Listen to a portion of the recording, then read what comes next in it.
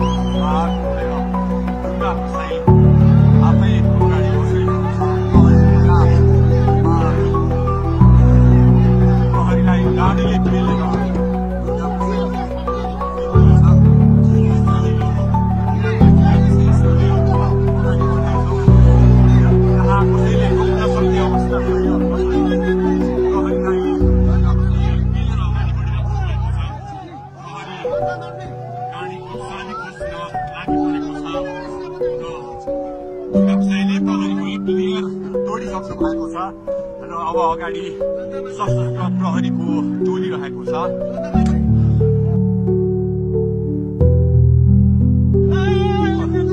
उहाँ अगाडि बढिराख्नु भएको छ। यो गाडीमाथि प्रहरीले अन्दाज लागिरहेको छ।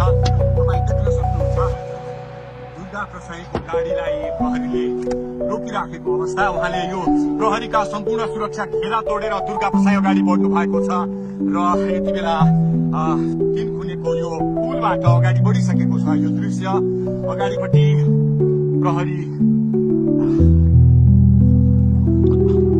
प्रहरीका घेरा तोडेर दुर्गा प्रसाई अगाडि बढिराख्नु भएको छ।